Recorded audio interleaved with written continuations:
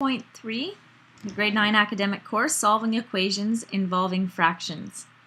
Okay, this is it. This one's tough. It actually starts pretty easy, and then when you go through your assignment work, you see some real doozy of a questions. But anyways, that's all we're doing is finding x or m or g or whatever when there's a fraction in the question. And quite frankly, this puts Charlie to sleep. He does not have the attention span to be able to handle fractions and questions in equations. Okay, so let's go ahead. The very first thing I need to show you about this, sorry about that, let me just make space here, is in a question like this, is an example of what I'm talking about.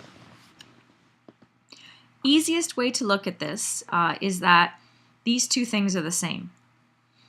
Okay, so when you see something that looks like this with just a fraction in front of a bracket like that, it's easier if you immediately change it into just x minus 3 over 4. And I think I've told you the reason before. It's because if you made x minus 3 a fraction itself, a fraction of x minus 3 over 1, and you multiply the top, multiply the bottom, you end up with this. Okay, so I've shown you that before. For today, just take my word for it if you don't believe me, if you don't remember me showing you before. So the very first thing I'm going to do is rewrite this, okay? I can't tell you how important it is to keep these brackets for as long as possible. So if you take these brackets off, the question changes. So don't take the brackets off until I tell you you can. All right, so I've rewritten it. And again, I want to get this, it's really not that hard. I want to get x minus 3 by itself. I could call it, kill the fraction. Like, we do not want to deal with fractions. And you kill the fraction by opposite operations. Okay? So I'm going to kill it by saying, okay, if I multiply both sides of the equation by 4, oh, sorry, I turned it around first. You didn't have to do that. This is a not required mathematically step. It's a communication thing. It's nice to have your x's on the left. But anyways, I want to kill this fraction by multiplying both sides by 4. When I multiply both sides by 4, it's like these 4's cancel, right? Because 4 over 4 is just 1. And I end up with x minus 3 equals 8.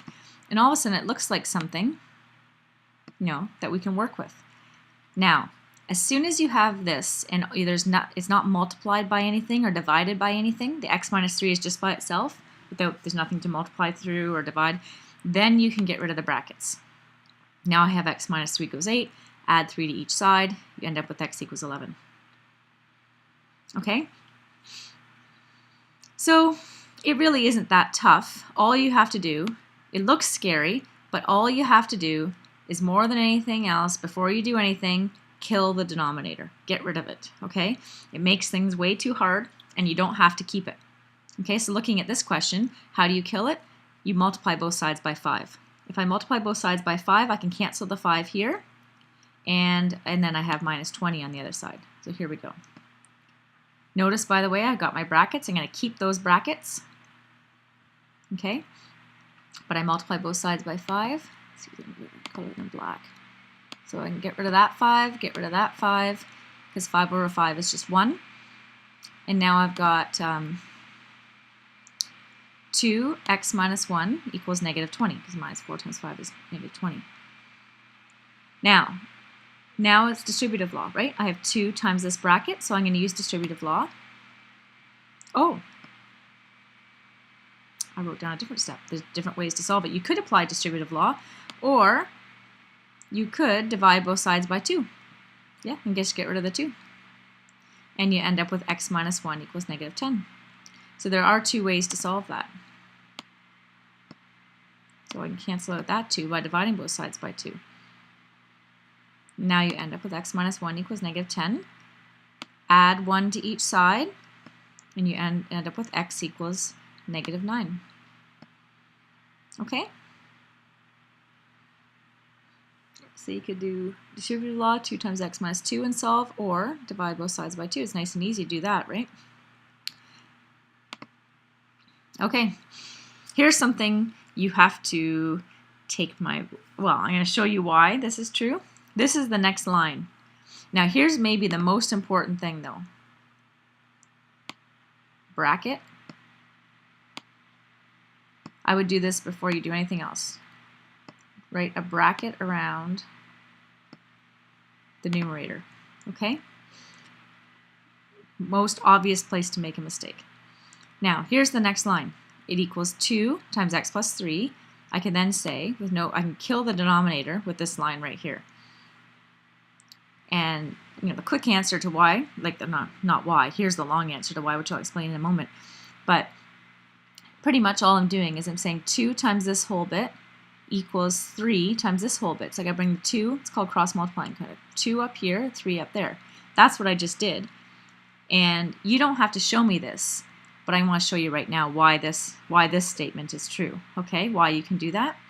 So if this is my original, if I multiply both sides by 3, that by the way is not a x, that's just a times 3.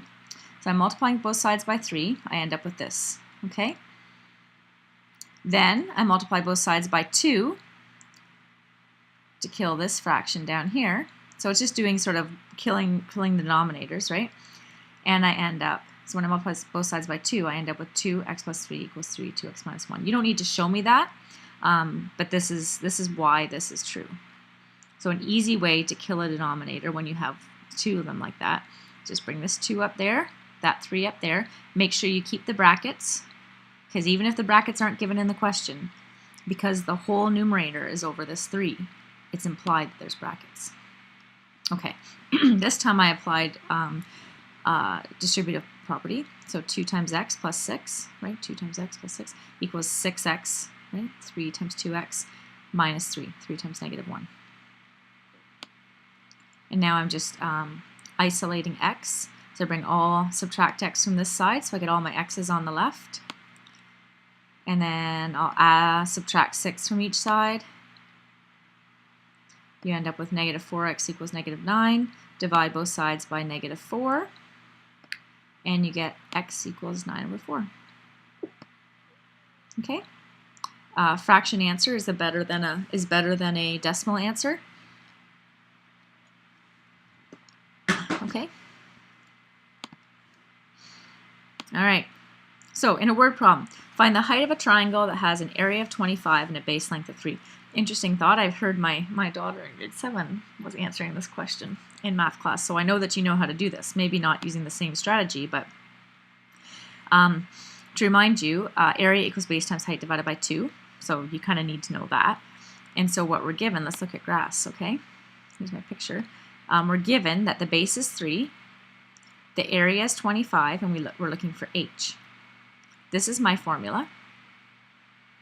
So then I'm going to substitute in the numbers, 25 for 3, or 25 for A, 3 for B, and I end up with 25 equals 3h over 2. In this next step right here, I just flipped it, so I have my h's on the left. Now I want to kill that denominator, so I'm going to multiply both sides by 2. Right, and I end up with 3h equals 50. And then to get h by itself, I divide both sides by 3. So h is 50 over 3. Again, like I said, it's usually better to keep your number as a fraction. So therefore, the height of the triangle is 50 over 3, which is approximately. Right, it's not 17, it's 17 and some decimals, but this is a perfect, you don't need to add this part, by the way. If you're giving me the solution and you ended at 50 over 3, that'd be perfectly fine. Okay, you don't need to put 17 centimeters. In fact, this is the less accurate, as it's only approximate. Anyway, so the fractions are tough, but just a few practice and you should have a pretty good time. Just remember, kill the denominator. Put brackets around the numerator, kill the denominator. It'll be good to go. That's it.